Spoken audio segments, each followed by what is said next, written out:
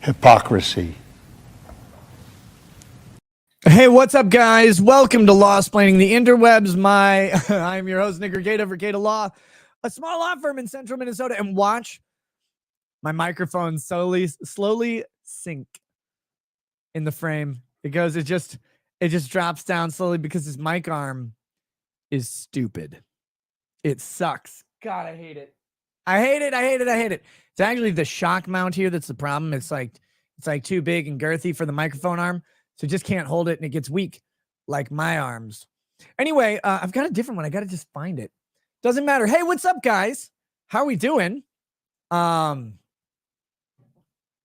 Marcy Cruz, what the fuck is up with life? Fuck, I'm in a horrible fucking mood tonight. That's a lot of fuck. I hear that though. Like sometimes it just fucking dumps all over you. Like a Ukrainian hooker is just out there blasting you with shit all day. God damn it. This mic arm is my frail wrist. Let me mute this 1 second.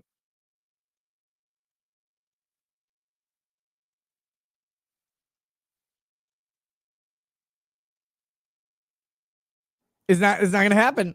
It might stay. Ooh. Okay. Anyway, fist the mic. Oh, but its holes are so little. Anyway, I keep saying anyway. Nick, can you comment on the DEA rescheduling and the Second Amendment? Looks like ATF might have to fix Form 4473 when it goes through. DEA announced they're going to make it official with intent soon. Yes, I can briefly talk about that. Hold on, I had to pause the Rumble stream because I could see my face, but I was lagging behind and mirrored. It was weird.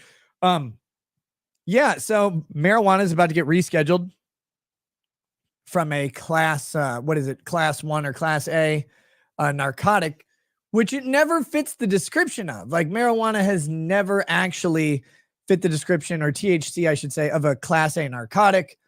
I mean, it has other uses, recognized medicinal uses or whatever, maybe not by the Communist American Medical Association. I don't know who it is, but maybe not by everybody, but it's been used medicinally for, ages, and ages older than Biden are interested in. So it's been used medically there. It also is, marijuana doesn't have physical withdrawal symptoms. It has junkie withdrawal symptoms of like potheads, right? Like you've met a pothead, they smoke all the time, like smoke weed every day, and then like don't get weed for like 12 minutes and they can't talk about how much they don't have weed right then. Like, that person, we've all met them. They're annoying and they tell you about how great weed is all the time. Like the only addictive symptom they have is like they just can't shut up about it, like a vegan or whatever. And that's annoying, but it's not actually one of the physical withdrawal symptoms that are typically associated with addiction, right? Like if you're withdrawing from heroin and you're Scott Weiland and you do heroin, you die and stop making music. You fucker. And Bradley Knoll. That's right. Probably some other people. Maybe Aaliyah or whatever. Or wasn't that a plane? That was a heroin plane crash. Oh, that one weird chick. Said that Amy Winehouse. Her name was Winehouse. That woman was born to be addicted to shit. Anyway, but yeah, so they're going to reschedule it. It's only taken something like a century to reschedule marijuana ever since they wanted to take it away from the Mexicans and blacks. Go back and look at the legislative history of the scheduling. It's funny. And that was actually kind of the purpose. But, it's served its other purposes really well, which is putting a bunch of people in jail for bullshit over the decades. And also being the main cause of DARE, which is how Ronald Reagan made Nancy Reagan excited for one last hurrah. And taught all of the kids in public schools how to use drugs. Good job, guys. Thought that one through. Dad, what's Smith? I don't know, son. Well, the DARE instructor does. They gave me some. Anyway, DARE was funny. I liked it. Oh, God. Memories of like They're like, in public schools, like, well, you're in 4th grade now, so it's time to learn how to have sex, do drugs, and about drunk driving. At least that's how the Midwest is. It's probably 2nd grade in Chicago, 1st grade for the sex ed in Chicago. And then, but the Midwest, you have to learn these important skills very early because there's nothing else to do. Attorney Tom says, Nick looks like he's addicted to Ozempic and sunscreen. No, Attorney Tom, I'm just allergic to your new restaurant. Shorties. An Attorney Tom story. Must be below 4'8" to enter. Attorney Tom's restaurants would be like a reverse carnival ride, except with twice the degeneracy and half of the maintenance. How you doing, buddy? Hope you're doing well. Who would do Ozempic or whatever? Ozempic? That's the thing that makes you like lose weight while you eat, right? Like, it's got really popular. Like, well, also it turns people into like zombies or something. I don't know. I always see a news story about it. I've seen it at like the pharmacy, I guess, when I'm stealing drugs from the homeless. But man, just don't eat. Like, just get busy or whatever, or poor. Either one. Why are there fat poor people? Never mind. We're not doing this. Don't distract me, Attorney Tom. Unless you plan on stepping on me again. Tonight, guys, we're going to talk about the oral arguments at the Supreme Court. That's the show topic tonight. I wanted to do this a while back. Got sidetracked by the other video. Oh, the Matt Walsh video. God. I gotta stop. Got sidetracked by spending too much time on Matt Walsh, and we didn't get around to the Supreme Court oral arguments videos. So we're gonna do that. This is talking about presidential immunity, and this is an extremely important case because presidential civil immunity has existed for a while. Presidential criminal immunity has never really been asked for or tested in any way. They had some dicta talking about it in the civil immunity case, but it wasn't the question for the court, so they didn't create anything. It's also not explicitly listed as an enumerated power or privilege of the president in Article 2 or in any amendment. It's an inferred immunity. It's inferred by the conflict between the branches of government and the balance of powers. The judiciary says, how can we, the judiciary, be able to bind the president in a manner that would impact his ability to be president? That would interfere with the things he would do. Presidents would not act or would act an opposite to their intentions based on a fear of being prosecuted either during or following their exit from office. There are provisions in the Constitution that sort of TSIP that sort of imply that there's some level of protection for the president. And the main one is impeachment, right? It says that impeachment is not a criminal proceeding and cannot carry a criminal conviction. And following a successful impeachment, a president or anybody can be criminally convicted, right? Which means that impeachment allows for, or which could be interpreted as, let's not say it means it, could be interpreted as impeachment and conviction upon impeachment, removal from office, can be interpreted as a precursor to a removal of an immunity. Now, that's interesting because impeachment doesn't just apply to a president, and that's what we're talking about now.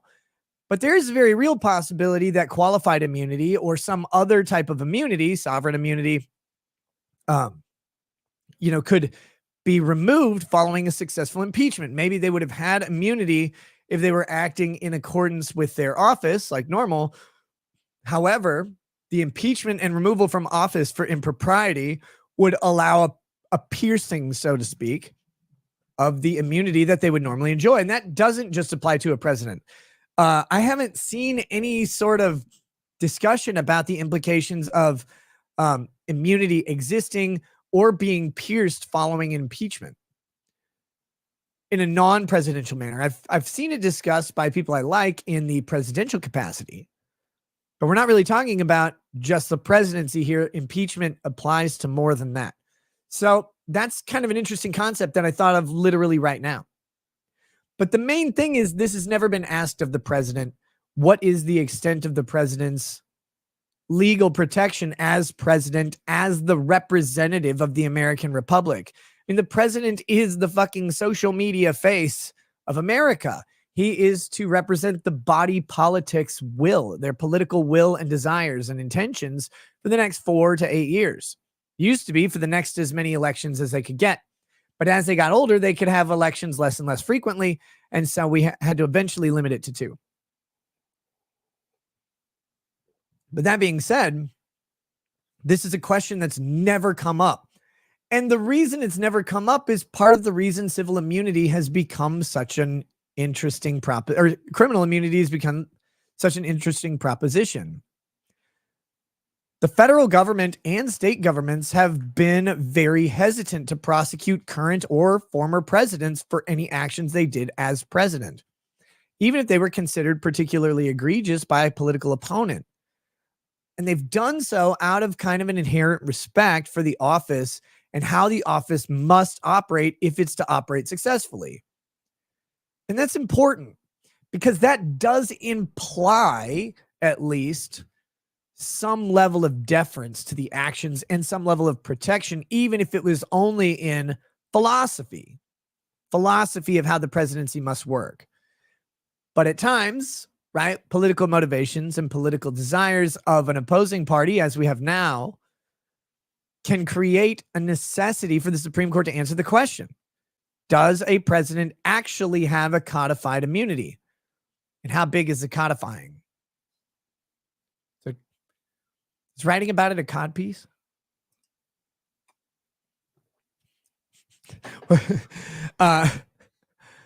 Hold on, was Nikki late and gay tonight? Spock's Bro says, nope, he was unusually punctual, which is suspicious on its own. We must investigate this matter. We need a full investigative team. Put Jack Smith and Letitia and whatever and Fannie Willis, the philanderer. Put them all on the case. Put them all there. That would be good. They'll figure it out.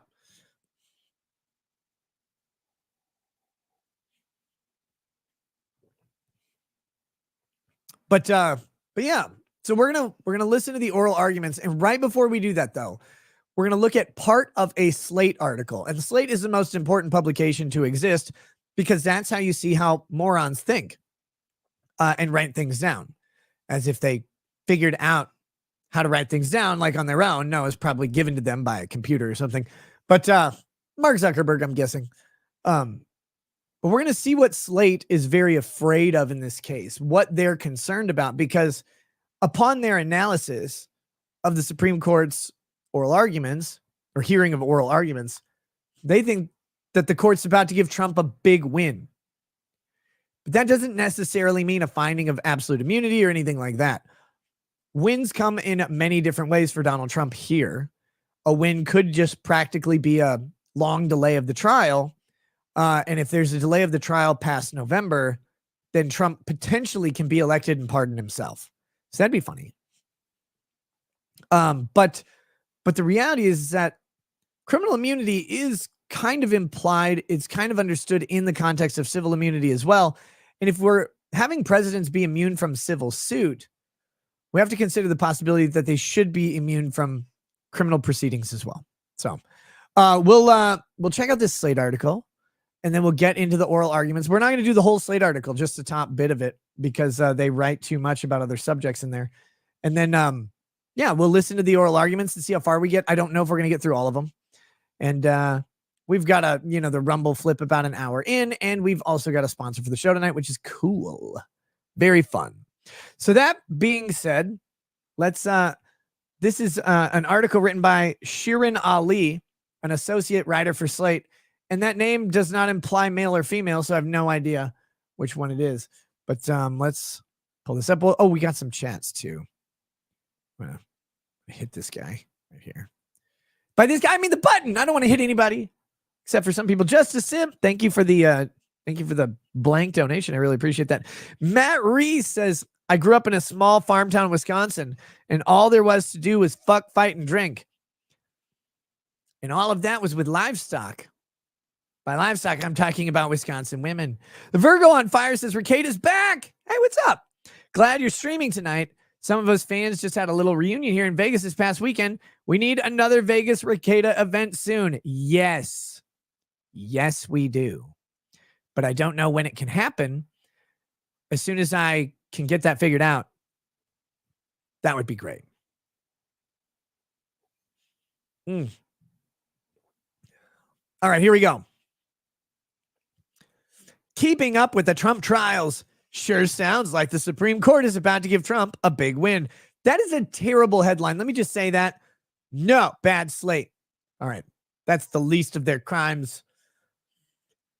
Okay, so keeping up with Donald Trump's court schedule is a dizzying task. So you can imagine this person writing the article and then literally having some sort of vertigo and vomiting everywhere. Since he faces two federal trials, a criminal trial in Georgia and two separate civil and criminal trials in New York. Oh, and he's running for president. To make it easier to follow along, each Monday we'll be looking back at all the Trump trial-related developments you might have missed the previous week. And look, if you missed it and Slate caught it, you probably didn't miss it. Last week, the Supreme Court considered the question of whether Donald Trump should be shielded from federal prosecution by presidential immunity. Was it just, I don't know if it was limited to federal prosecution, though. That's interesting because the president should also be shielded from state prosecution if he's similarly shielded from federal. And a majority of the conservative justices seemed ready to side with the former president. I do love how they set this up. And this is not one side or the other. This is all of the media, whatever their political alignment is.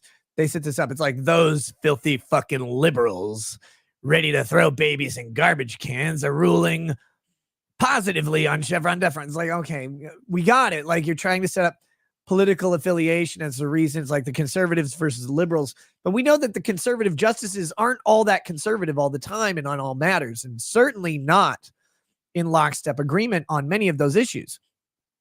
Like Clarence Thomas doesn't like slavery for some biased reason, I'm sure. John Roberts likes slavery because he's a sub. And Amy Coney Barrett is his dom. But that being said, they're not all aligned on this, but they want to set this up always as a left versus right political matter.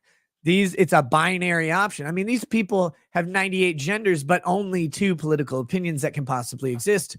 And 9 justices with distinct careers, distinct rulings, distinct jurisprudence,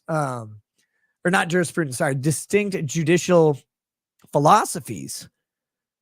All of them are supposed to be in lockstep just in these 2 categories, and they're not. There's often crossover, but the way the narrative goes is always the conservatives, always the liberals, and it certainly is not actually that case. But they want it to be that case, especially at a publication like Slate. They want it to be the conservatives doing the bad thing to the orange man, which in this case would be the good thing for the orange man, and they want the liberals to be the heroes who are stuck in the background, like Obama watching Michelle pound out another man. I was gonna say a gorilla, but that was gross. Like, bestiality is wrong, which is why Obama always watches.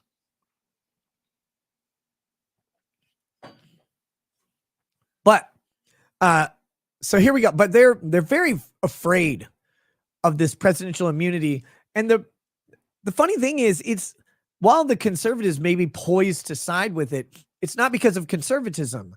It's because of their judicial philosophies, originalism, textualism, things like that kind of go into a typically conservative thinking. And when you apply like stare decisis and understand that this issue has been solved analogously with civil immunity, you have to go, well, why not criminal immunity under the exact same fucking theory that they already wrote down was probably the reason he should have criminal immunity? Like, you start to ask that question, you go, well, if the founders did intend some sort of civil immunity, if it's implied or inferred through the text of the Constitution, then criminal probably is too. We just need to examine it. So they're going to ask questions around why a president should be prosecutable for acts as president. Like, explain to me why, and explain to me then why these jackasses wrote down the impeachment process. Why would you go through the trouble of impeaching a president if you could just have an assistant district attorney fucking indict him? Like, why would you do that? Why would you try and use a political shaming tool like impeachment when you could just put them in prison forever? What am I drinking? This is sweet tea, cream, and vanilla, little ice. This is TX bourbon, which is not very expensive bourbon made in Texas.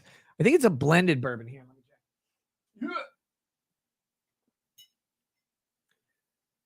check. Texas straight bourbon whiskey. So this is not from Milo Yiannopoulos. Born from pure passions and patience. Blah, blah, blah, blah. I thought this was a blended one, but I don't know. I'm not going to investigate it too hard. It's a decent kind of standard Texas bourbon. It doesn't have remarkable characteristics, and sometimes that's really good. It's smooth enough. It's got enough burn if you're a little depressed, and it also it gets the job done.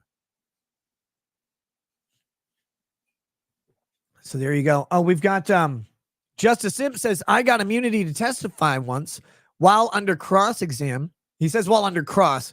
I assume he means cross-exam because we're not in Rome. Federal judge said if I'd rather be in a bar, he can throw me out and hold me in contempt. I was listening. There you go. Kate C., a.k.a. Snake Plush Kitten, says, Nick, if Trump's immunity involves AstraZeneca vaccines, he might be Mondo screwed. Yes, that would be bad. Is Milo's tea back on the menu? Yeah. Well, Milo's tea, not Milo Yiannopoulos' tea. You don't want his tea. It's, I think, maybe low tea. Poor Milo, like that's rude. I don't want to make fun of him. Didn't he eat a steak once and was proud of it or whatever?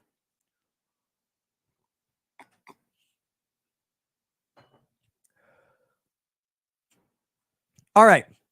Back to this thing. Meanwhile, they're ready to sign with the former president. Meanwhile, in New York, Trump's hush money trial continued with prosecutors for Manhattan District Attorney Alvin Bragg introducing their first witness, whose name was literally Pecker. And in Arizona, the state attorney general announced a new criminal indictment over the Trump team's fake elector scheme.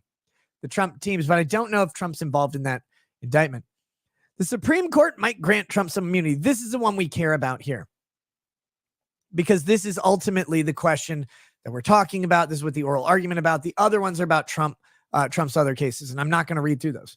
So last week, DOJ and Trump's lawyers argued over presidential immunity at the Supreme Court in a case that could make or break special counsel Jack Smith's federal election interference indictment. And after nearly 3 hours of oral arguments, which is not actually that long, but for a Supreme Court case, it is a little lengthy. A majority of justices seem poised to give the former president a hugely consequential win. Yes. Like, I love it. They're like, oh, they've got Trump. They're going to convict him. It's going to be a criminal conviction. He's going to fucking prison. Like, they're super excited about that.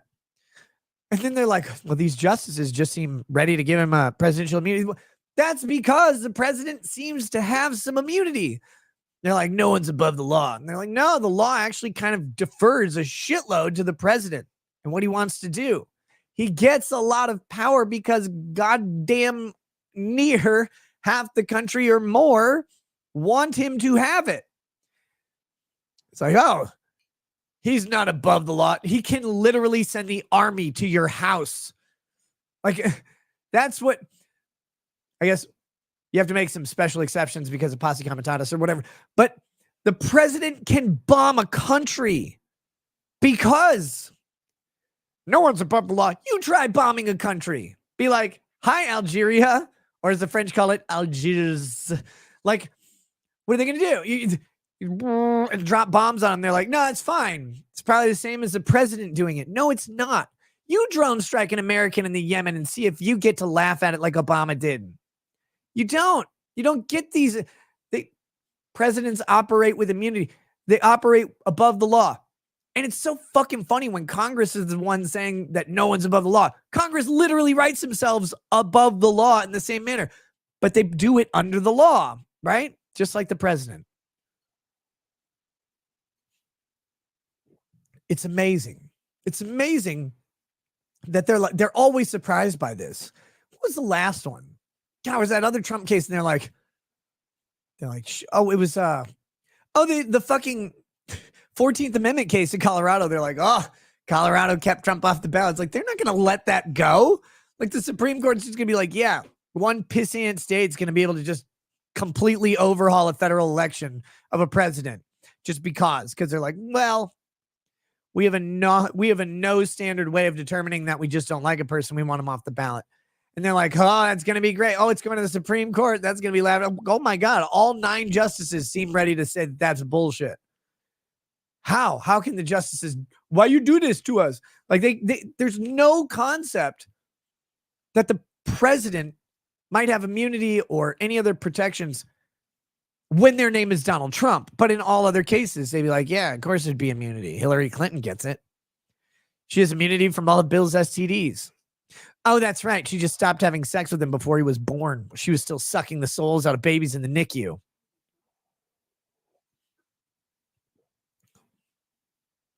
I'm just glad Hillary got rich and didn't have to eat babies in the hospital anymore. She could have them delivered by DoorDash. Otherwise known as Planned Parenthood's dumpster. Okay, back to it. Here we go. John Sauer, Trump's attorney, argued the, quote, presidency as we know it would be over if presidents were not granted immunity from criminal charges. He's right.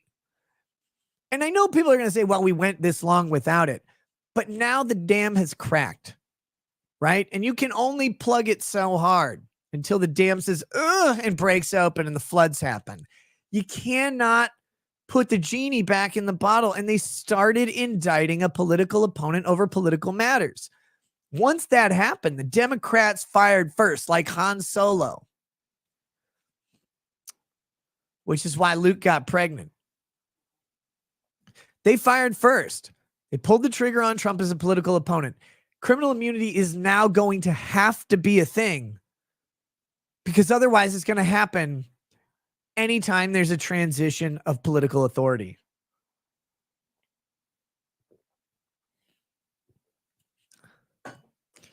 Jester says you can only plug it so long is what she said. Not with enough Tylenol. All right, here we go. Claiming that vindictive prosecutors would target them for any controversial decisions made in office as soon as they leave it. Yes.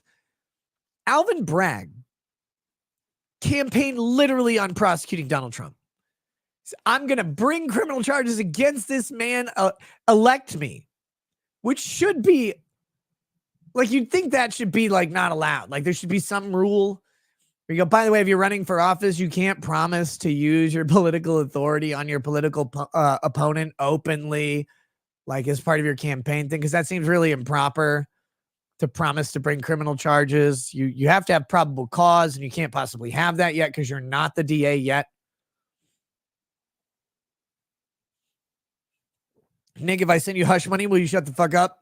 Yeah, send me $1,000 right now in the stream. I dare you. Just kidding. Don't do that. I won't in the stream. I'll just take your money. Because that's funnier. And also, super chat promises are not binding. Scorpid Black Dragon says, Nick, Jack Smith's appointment was broached by SCOTUS.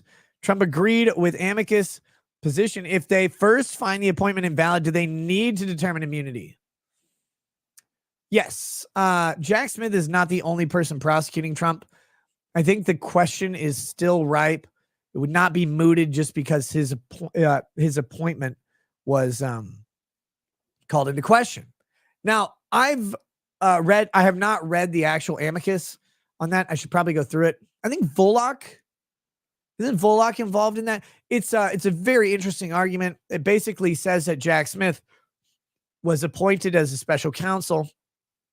However, special counsel is an office under the Department of Justice, and officers under the Department of Justice must be appointed by the president.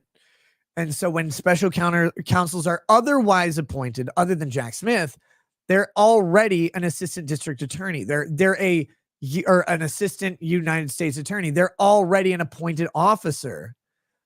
And so therefore they're already an agent under the DOJ. Jack Smith was not an appointed officer at the time he was appointed special counsel. So he became an officer under the U.S. Attorney's Office in the same way that an assistant attorney would, an assistant U.S. attorney or whatever, would become that on their appointment, but he wasn't appointed. So they're saying his appointment as special counsel is invalid because he was not actually an officer under the Department of Justice, which is required for him to be imbued with the authority of special counsel in the first place, or should be required, I guess would be the argument. We don't really know. Don't really know on this one. I mean, that makes sense. But the whole conundrum is a problem here because you have a paradoxical thing where the Department of Justice is using the authority of the president to then pursue the president in a criminal trial. How do they have the authority to do that to themselves? So that's these are good questions, but I don't think it moots the case immediately. I think they still need to determine immunity. Again, the federal prosecution is not the only one. In fact, Alvin Bragg is a state level prosecution, right? He's the Manhattan attorney in New York. I don't know why they said immunity from federal prosecution. Presidential criminal immunity would logically have to extend to state prosecutors as well. Okay, here we go. He also reiterated an argument that Trump's legal team has used to push back against all of his criminal indictments. Congress must impeach and convict Trump before he can be criminally prosecuted, which is an acceptably acceptable inference. I was going to say an acceptably inferable reading, which is weird.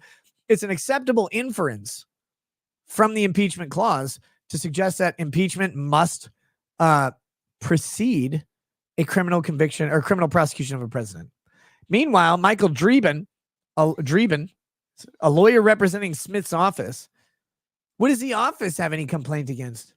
Our doors are small. Emphasized that the Supreme Court has never recognized absolute presidential immunity and that the Constitution already has multiple checks to prevent vindictive prosecution of a former chief executive. Name one, bitch. No, they don't. What are you talking about? Multiple checks. Multiple checks are what Joe Biden gets from Burisma or whatever. But the first argument is the weakest one. The Supreme Court's never recognized absolute presidential immunity. They've never been asked. Hey, Rita Castillo, how you doing? Buenos noches. I'll call you Pinche Rita, which I think means you annoying person or something like that. How you doing? Nice to see you. But yeah, I would love to know what multiple checks they're talking about. I guess we'll hear about it in the oral as we listen. The justice is ultimately focused on whether a president's official acts could be criminally prosecuted, which again mirrors the civil immunity, right? If Bill Clinton is jerking off in a college women's bathroom, which he probably is, you have to ask if that's his official act as president or if it's his act as William Jefferson Clinton, serial jack-offinator. You have to figure out which one it is. If it's within even the outer perimeter of official acts as president, the president is given automatic deference and immunity is granted in civil trials, civil charges, civil complaints. So logically, the criminal immunity would mirror kind of the standard of the civil one. You could argue, though, that criminal immunity should expand farther because it is a government encroachment on the office of the president that must be brought under the president's own authority. And that's where federal immunity and state immunity may differ in concept. I don't think it will, but philosophically, we can say, again, the Department of Justice that necessarily would be bringing the charges against the president for acts, official or not, that are committed during the time that the president is in office, which means that the Department of Justice is reaching back into its jurisdictional authority to the time the acts are committed to bring the criminal charges. Because you don't get to charge a crime as if it happened later. Like you have a statute of limitation of 2 years, for example. So a year and 6 months later, you make the charges. But those charges are made as of the time of the act, like for purposes of jurisdiction and authority. You can't just say, well, we're charging him now under these rules. Like, well, no, that's not really how that goes. So they have to reach back into the authority that they had at the time of the acts to have the power to charge. So when they do that, then they're taking the power of the president, applying it to the DOJ at that time, and then charging the president himself, who is the boss of the DOJ. And there is no executive authority to charge the executive with a crime. So that's weird. How are they doing that? And there could be, all they'd have to do is pass a constitutional amendment to allow the president to prosecute himself. They probably should clarify if he could pardon himself too. And this is also part of the problem, right? Let's say there is no immunity. There's no immunity because we'll say, well, the president has the power to pardon. It's a plenary authority. The president could even pardon himself. Many people think he can. Some people think he shouldn't be able to. I don't know. What do we say? What do we do? They haven't ruled on that one yet either. They haven't had to. And I guess they can't. Like, that's the problem with what plenary authority is. The president has a plenary authority to pardon. Its power is absolute. It's unquestionable by the judiciary. So if you go to the Supreme Court and you're like, the president can't pardon that guy. Supreme Court goes, it's plenary. Like, it says in the Constitution explicitly who they cannot pardon. Can't pardon in cases of impeachment. That's it. Wait, so bribery, corruption, treason? Yeah, all of those. They can pardon all those. Why? Well, because the president represents the United States and has the power of the federal Department of Justice. The federal executive authority is vested in him. How can he not decide to not prosecute as the ultimate boss? That's like saying that Elon Musk couldn't cancel a Tesla production line. Of course he can. Well, why should he be able to cancel the production of a car? It's his fucking company. You just go, don't make that one. Number 96. Don't do it. Don't do it. That one smells like Palestine. Of course he can say that. Of course he can choose to do that. He owns the company. He can just fire everybody who doesn't do it. The same way we've got to look at, if presidential immunity doesn't exist, the president would, in theory, have the power to pardon himself, except if they wait till he's out of office, then he can't pardon himself because he somehow loses the pardon power when he exits office, but not the ability to be prosecuted for acts committed while in office. Do we see that the philosophical divide there? It's a problematic dichotomy because one power fades, the other power necessarily must not fade, but it does, must not fade to actually apply reasonably because they could just wait. And in fact, we even have jurisprudence that says that the Supreme Court, or from the Supreme Court, that says that the statute of limitations doesn't actually start till the president is out of office. They have, I think we do, or there's like an understanding. Maybe it is. Maybe it's statutory. I can't remember. But effectively, they won't charge a sitting president. So what we have to do is determine if you can't charge a sitting president, then the statute of limitations can't be running while they're sitting. If you're sitting, you're not running, except for Stephen Hawking. But he ran from life faster than he ever ran in life. So you have this problem where they won't prosecute a sitting president. So then the statute of limitations running would prevent them from prosecuting on the statute of limitations by the end of their term, maybe. So then the statute of limitations doesn't run because it won't prosecute, so it waits it out. But if the power of the pardon does go away, so if you just wait out the president's ability to pardon himself, you can then charge him. That doesn't make any sense. Like, logically, that makes no sense at all.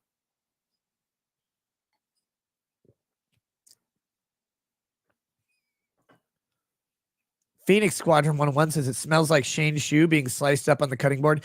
He had not sliced that. Let's be honest about that. That shoe was whole on the cutting board, which tells me that it was probably going to be incorporated into a crock pot, a roast of some sort, maybe smoked or grilled whole, like you would imagine a cheap, like a round steak roast. What is that called? I think it's just called a round roast. Although I'm sure Shane is fond of the rump roast because he likes eating ass. That was the joke there. But let's not besmirch this man and suggest that he was slicing up delicate leather shoes. No, he was going to put that sumbitch whole somewhere. That was a gourmet roasting shoe on that cutting board. I hope he licked the meth off of it first.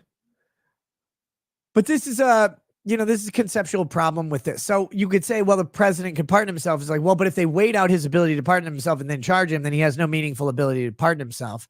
You can say, well, the president could pardon himself at the end of his term for any acts that have been done, but even if he's not charged, because a president can pardon someone from any federal prosecution that has not even occurred yet. Like, you can say, nope, that guy's pardoned from anything he's done federally forever up until this point. So then in theory, but if we can infer that a president can do that, therefore he doesn't need immunity, then in theory, shouldn't we infer that every president constructively automatically pardons themselves when they're out of office?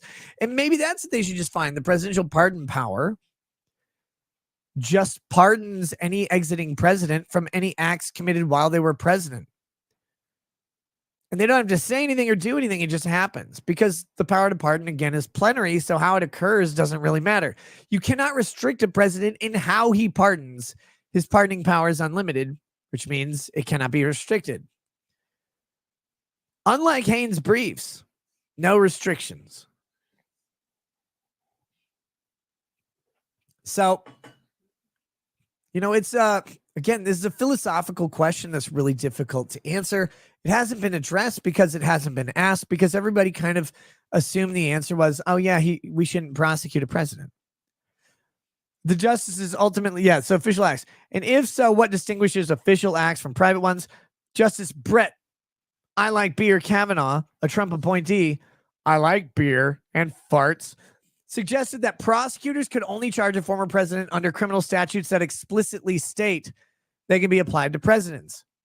Well, I mean, I don't actually think they'd have that authority either, which Justice Sonia Sotomayor quickly pushed back on.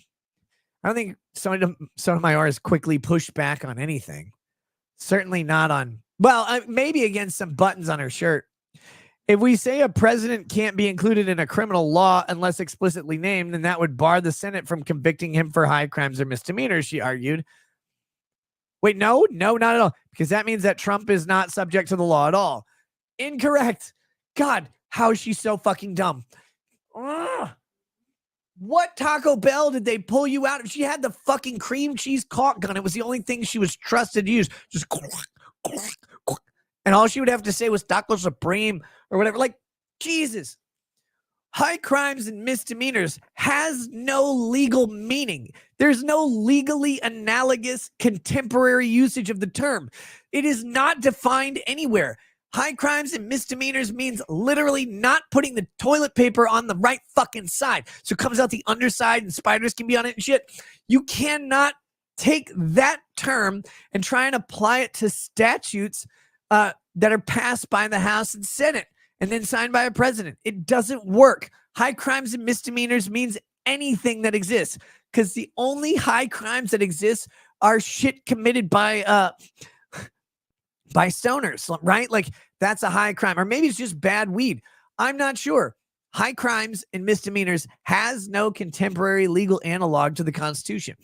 Literally means high crimes, like, oh yeah, killing people or whatever, and murder, rape, murder, and all that stuff. That's bad. Car accidents and DUIs, probably pretty bad. Oh, and misdemeanors, though. Well, like, what's that? What? Everything. And disturbing the peace, disturbing my peace. I don't know, stealing a videotape. High crimes and misdemeanors has no meaning. High crimes has no legal meaning. A misdemeanor can be defined, but it's defined by statute. And there's no standard common law misdemeanor. States and the federal government get to choose what is a misdemeanor charge, and it's done by statute. And then, subsections to change it to a felony with aggravating instances or whatever. It's not high crimes if it's legal. Actually, impeachment, in theory, again, let's get back to that concept of plenary authority. The House has plenary authority to bring impeachment articles against anybody. They can impeach a president any number of times for any, like, they have an unquestionable ability to impeach the president. It says for high crimes and misdemeanors, but it's the sole authority of the House, which means that the Senate can't say no, no, no, no, no. And guess what? Neither can the Supreme Court. The Supreme Court can't say, oh, yes, your articles of impeachment are invalid because it doesn't meet the standard of high crimes and misdemeanors. What standard? The Supreme Court doesn't know. There isn't one. There's no standard. So we go, okay, so how do you question then the House's ability to raise the articles of impeachment? And you can do it in the Senate trial. But guess what? The Senate trial, the Senate has plenary authority to try the president for impeachment. No one gets to question the Senate. There's a clear way it's done, overseen by the Chief Justice, right? The full Senate must sit in on the arguments for impeachment of the president, and then he must be convicted by 2/3 of the Senate. That's it. That's the whole goddamn thing. So you can complain to the Senate. You might win over the, I guess, sort of the votes of the Senate for the impeachment, but that's the only way. It's plenary. The Supreme Court cannot overturn an impeachment conviction that was done according to the Constitution. Oh, and overseen by the Chief Justice. I mentioned that, which is why I questioned Trump's second impeachment and if it was actually valid. We don't know. But they have plenary authority so long as they follow the explicit constitutional provisions. There are no implicit constitutional provisions that you can use as a challenge for plenary authority. It must be explicit. If they follow the explicit requirements, then their power is unquestionable. So, high crimes and misdemeanors doesn't have a legal definition. It does not have an analogous contemporary usage in the Constitution or at the time of the writings. No one knows what it means. It's not defined by statute. It's not defined by amendment. It just is in the Constitution in that way. So then it means nothing because you can't challenge it. How can you say this isn't a high crime or misdemeanor? Because the House who brings the impeachment articles just says, yes, it is. So, well, how do you determine that? It's like, because we said so. Since there isn't a definition anywhere, we get to say it.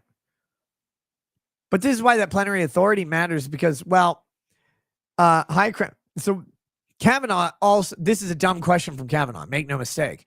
But Sotomayor is like, well, that means that they're above the law. No, that does not mean that at all, you dummy. God, she's so stupid. Charles Vance says, what about BJ's in the Oval Office, private or public act? Look, the office of the president is a little stressful. Sometimes you need some big fat lips and some big fat hips, if you know what I'm saying. You got that blue dress and that dark hair. I tell you what, she likes a cream-filled long john. So, is it an official act of the president? I would say yes. Based. Why? He's in the Oval Office. Being serviced by an oval-shaped woman. The man needed to relax. He was busy and stressed out. Look at all that damn white hair. Imagine being married to Hillary Clinton and being forced by law to live with her at that fucking house. The White House isn't big enough to get away from that woman.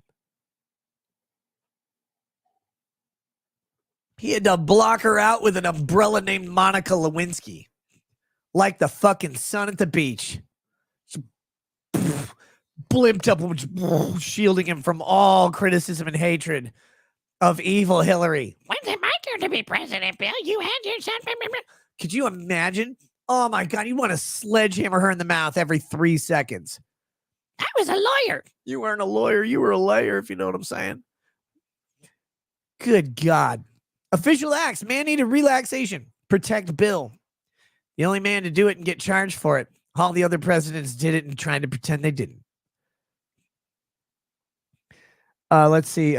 Pony Up says DC gave Hillary immunity over her email servers on the expectation that she would become president, and she still isn't been charged to this day. That's not true. She was charged $9.99 a month by BleachBit. Clean that shit up. Jester says SCOTUS have said con rights don't matter if you don't exercise them. If a pardon isn't executed, then they can use the same logic to prosecute a president, even if later president auto-pardon themselves. Now, to be clear, auto pardon or constructive pardon is a legal like concept that I have suggested might exist in the same way that in the Trump classified documents case, we could theorize that a president constructively declassifies a document by taking it out of the White House or out of a secure location or merely showing it to someone else or keeping it in their bathroom or framing it on their wall or whatever they do, right? Like, oh, he brought it to Mar-a-Lago. He's like, well, Mar-a-Lago, first of all, very secure, wonderful. We have beautiful consultants from the FBI. They didn't know how to secure it. They couldn't secure shit. They couldn't secure anything other than a paycheck and a pension from the federal government, from the taxpayers. That's me, mostly me, sometimes you. But what we did do is ask them how other people secure things, like how Democrats secure themselves from the FBI. And we got their expertise there. We had applied to Mar-a-Lago. Wonderful security, good people. Black people, white. We have tons of minority security agents because they're not real security anyway. It's just my gun in my back pocket. But no, so like the constructive declassification or constructive pardon. This is to recognize that a president has an unquestionable ability to do these things. Plenary authority, right? So if they have plenary authority, shouldn't it just happen? You can't be questioned like, well, when did you do it? Earlier. How? I said it. I was pissing in the bathroom after a long session of watching women's beach volleyball. And I was like, you know what? These documents are declassified. Which ones? Whichever ones you're looking for. I don't even fucking remember. All of them. I declassified everything. Whatever the shit. I'm going to reclassify shit that should stay classified. But whatever I took, that's declassified. Like the constructive declassification or constructive pardon. Constructive exercises of authority, when they make sense, they can just happen in theory. Now, that's a theory, hasn't been argued or ruled on, but it hadn't been ruled against either. Would the Supreme Court recognize that? Maybe, maybe not. I don't know. No one's ever brought it. Like Denny's. No one's ever brought Denny's home. Because once you eat at Denny's, you don't have a home. You have a hospital. As Sotomayor also pointed out, there are only a tiny handful of criminal statutes today that explicitly name the president. And we really must ask if a president can be specifically targeted by Congress as a criminal statute. How can they? What Article 1, Section 8 or 9 power gives Congress the ability to create a statute that binds the presidency to their will?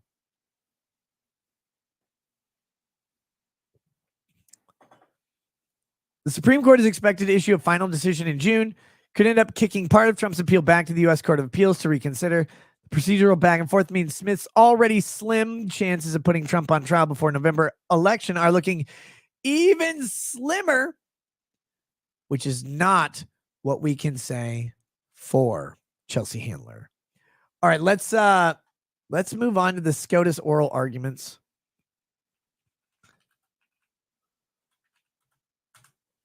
Let me grab this audio.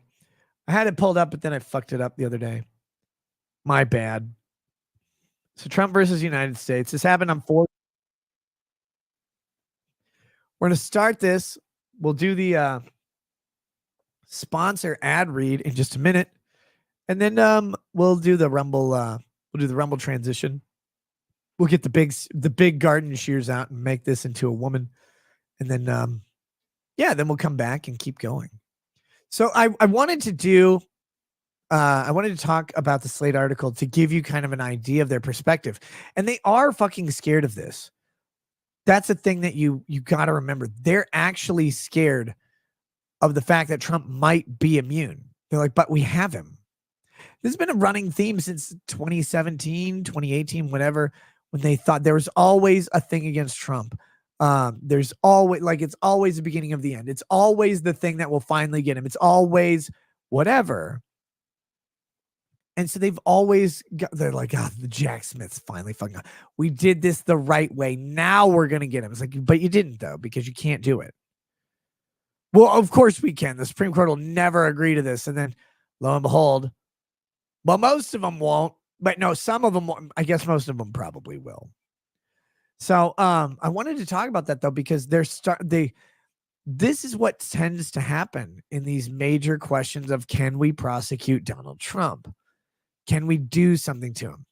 When the questions get asked of the courts, and the courts get to a sufficient level to really assess the constitutionality of a concept, they're siding with the president all the time. And the liberal or whatever, just the anti-Trump media, they all are sitting there going, how could it be like this? He's orange. His toupee is bad. Melania's too hot. Barron's too tall, but can count to 50 in 83 languages. And he likes trains, a lot of trains. And he's graduating high school in a train car. But like you can always do something like that. Like you can make these criticisms, but they cannot, if they can't just say he's finally going down, then they're having an existential crisis, because that means he might come back. Like, he has to be a criminal. He has to be in prison. If he's in prison, he can't get elected. He could get elected from prison, by the way. Like, it's possible theoretically, but they have to find some way to say he'll never be back. Because if he's coming back, they lose their goddamn minds. There's nothing else to it. All right, we're gonna get this oral started. Morning in case 23-939, Trump versus United States. Mr. Sauer? Thanks, Mr. Sauer. Mr. Chief Justice, and may it please the court. Without presidential immunity, his voice just cracked. May it please the court. Like, Sauer's probably smart, so his voice cracking was, I'm sure, strategic. Kind of like how an everything bagel puts onion in there just in case. From criminal prosecution, there can be no presidency as we know it. For 234 years of American history, no president. I'm not trying to do this, but did you see like how Slate, like, I don't want to stop at this constantly, but how Slate was like, yeah, Trump's lawyer Sauer argued without immunity, there'd be no office of the president. He literally got to like the third line of the guy's oral arguments. Like, he eventually would argue this. Like, do this right at the beginning. This 22 seconds in, that line is over by seconds. It's like 17 to 20. That's when it happened. And he's like, oh, he'll eventually get there. It's like, how little of this did you listen to, you fucking furry? Was ever prosecuted for his official acts. The framers of our Constitution viewed an energetic executive as essential to securing liberty. If a president can be charged, put on trial, and imprisoned for his most controversial decisions as soon as he leaves office, that looming threat will distort the president's decision-making precisely when bold and fearless action is most needed. Like a sword. Every current president will face de facto blackmail and extortion by his political rivals while he is still in office. The implications of the court's decision here extend far beyond the facts of this case. Could President George W. Bush have been sent to prison for obstructing an official proceeding or allegedly lying to Congress to induce war in Iraq? Could President Obama be charged with murder for killing U.S. citizens abroad by drone strike? I'll sacrifice Trump's immunity on the altar of Obama being charged with murder for drone striking Kalamalala Salalala, or whatever his name was. Sandsucker, Camel Fucker, Dune Smurf extraordinaire. Like, yeah, that was hilarious. When I was in law school, my national security law professor, Afshin John Radson, explained why Obama got to keep being Obama. He's like, because like when George Bush would kill someone, like there'd be like a body, it's all bloody. There'd be like Arabic hair all over the place. There'd be like 72 virgins around him or whatever. And be like, well, we killed him. Mission accomplished or whatever. Like, he'd do that thing. Like, he can't even spell accomplished. And people be like, oh my God, that's terrible. Look at, that looks like a sponge cleaning up a prison shower. Oh my God, it's horrid. It's like a cat that's been run over by a steamroller. But then Obama, he would be like, yeah, we got him. We, look, let me be clear. The path to this one was clear by some JDAMs and followed up by a Predator drone striking it. We got him. He'd have a smile on his face, a fake Southern accent, even though he's a Chicago hustler or whatever. And he'd just kill you. But his teeth were whiter than his skin. And so people are like, I like those teeth when he would smile. He could get away with fucking anything. But it's true. Like, first of all, a body that's been blown up by a missile is less gross than one that's been hacked up by some Marines or whatever with their little knives and stuff. Those SOG knives or whatever, like SOG, SOG, I think it is. Like, you chop up a terrorist into little pieces and call them Turkish delight. It's gross looking. It's all messy. You just obliterate one with a missile. It's just a charred body. Kind of looks like a churro from Jimmy John's, Taco John's. Like, that's not good. You know, that's overcooked or whatever. They don't look the same. There's no thing. And fucking forget things like Guantanamo. They're like, oh yeah, we'll just put them in these orange jumpsuits and hand them Korans that they can pretend the Guantanamo guards are ripping up and pissing on and stuff. And we'll let them play soccer and eat halal meat or whatever. And it's like, but there's always a bunch of Muslims in an orange jumpsuit playing soccer under the evil, watchful eye of an oppressive U.S. Military institution. You're like, well, that's kind of like good propaganda the other way. Like, people didn't like Bush, so they saw someone photoshopping the Twin Towers as two giant cocks and like the plane flying into it as just George Bush going in for a hug. He was successful because they didn't like him. So when you have like the orange jumpsuit guys, when you have symbolism that you can put on a news station, it starts to make the story look worse. When you don't have a body because it was blown up by a fucking Predator drone, you just have smiling Obama saying, we got him. The country's safer because of me. That's better marketing. Anyway, here we go. Could President Biden someday be charged with unlawfully inducing immigrants to enter the country illegally for his border policies? Yeah, no, but yes. The answer to all these questions is no. Oh, base. Prosecuting the president for his official acts is an innovation with no foothold in history or tradition and incompatible with our constitutional structure. The original. All right, so we're gonna do the Rumble transition in just a second, but I want to point out how interesting that was, because it says it has no history or tradition, which has not been a popular American legal phrase until Bruin, which Clarence Thomas basically said in Second Amendment analysis, is the item under the Second Amendment, is it protected from regulation? And the second question is it regulated? Is it unfairly restricted? If the answer to the second question is yes, then we got a problem. But you have to get to that fucking answer. You have to get there. So but the fact that he said this historical tradition with Bruin, with Bruin, it introduced the idea of this historical tradition test. Is the new statute in compliance with what was understood at the time of the ratification of the Constitution, 1791, when they ratified the Second Amendment? Like, is there a history and tradition that dates back to this time that says, well, we won't use this type of arm or what like that? We will restrict these things by law. Because if there isn't that historical analog, then you can't uphold a statute under Bruin. That makes sense. But this guy just shouted out to Bruin in a completely different text or context. And that is just interesting to me. That's all. That's all.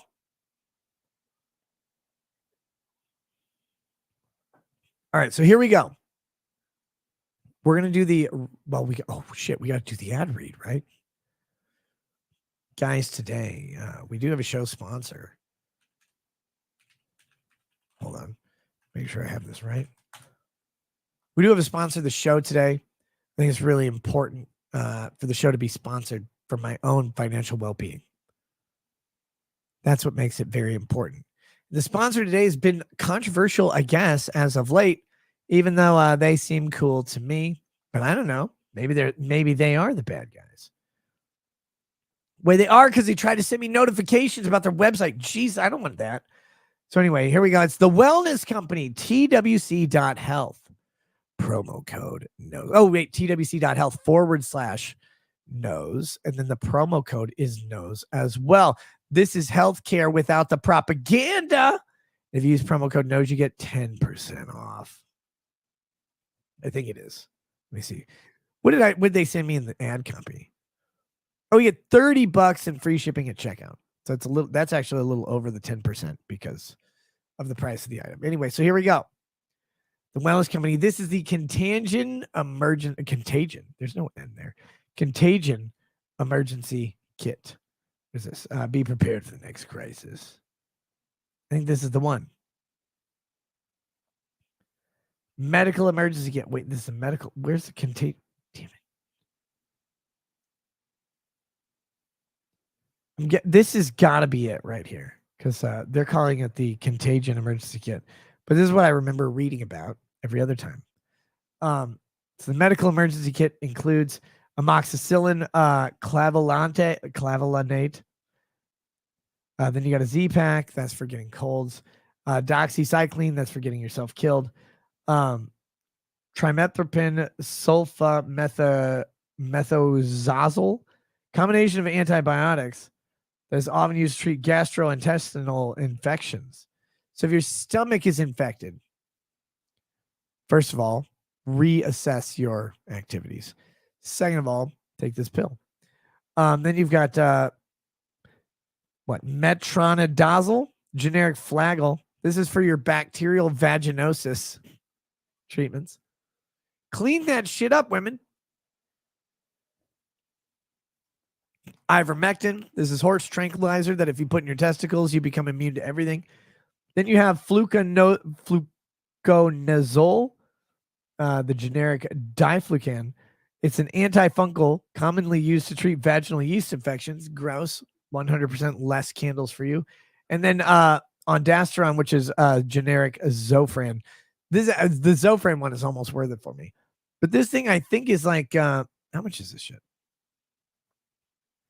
$269. And again, if you use promo code knows, you get an additional $30 off of that. So you can get these things. You can have them on hand. You can do it without a prescription from your doctor, because when you've got a cold or when you've got a flu or when you've got something to fucking deal with right now, you may not want to take a 6 to 12 hour trip to the emergency room. So you can just sit there waiting to be prescribed something from that fucking auto vendor of prescription drugs. Like, you don't want to do that. You want to get the fuck out. It's better to not even have to go fucking in because you have those medicines on hand. It's, again, $269. Mentioned all of the medicines that come with it. That's a steal in pharmaceuticals. So please check out twc.health, promo code knows. There's talking points are included at the end of my little ad read. I didn't do the ad read. Wait, here we go. Here's the thing. Every American should have at least one of these kits in their home. That's right. Just like FDR said. Avoid the chaos, wait times, and price of the hospital. And have exactly what you need for as low as the cost of a single doctor's visit. At the end of the day, just have these life-saving medications on hand and you won't have to think about it. Go to twc.health/knows and grab your contagion emergency kit right now. Here's the talking points. It says, headlines. It's a headline talking. FDA discovered bird flu in grocery store milk. Why? I told the birds to stop shitting in the milk. Only in baby cribs. Scientists claim that H5N1 could be 100% more deadly than COVID. Okay. Will your doctor prescribe ivermectin or hydroxychloroquine?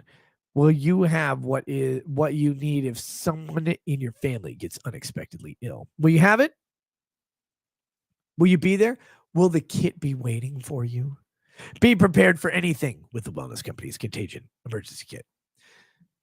You won't find anything like it in a store, and you won't find a doctor to preventatively prescribe, and you won't find it in your lover. Get the entire kit for the cost of a single doctor's visit, which is apparently $270.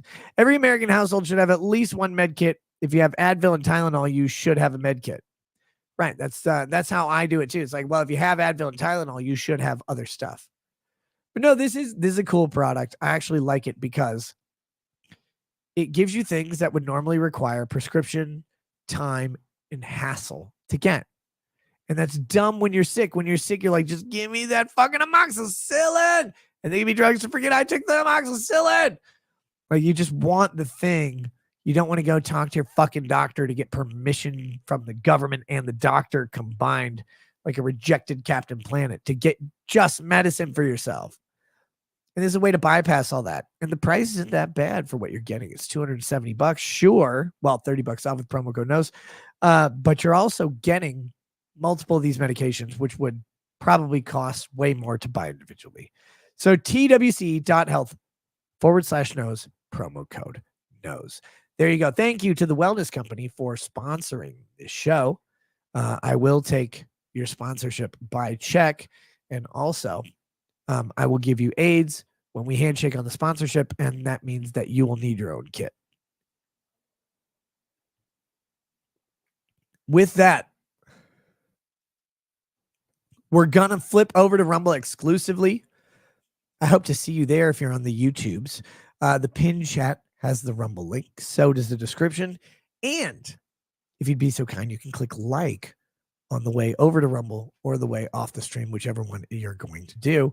But please consider joining us over on Rumble, and also consider joining us for a future show on Rumble. With that, guys, there's going to be a 25-second thing. I am going to run up and take a bathroom break. It will not take too long. Right after the transition, we'll talk about it, and then we'll be right back into it. So see you guys over on Rumble, but only if you are or aren't gay. Until tomorrow, if you don't follow me. Peace. Peace.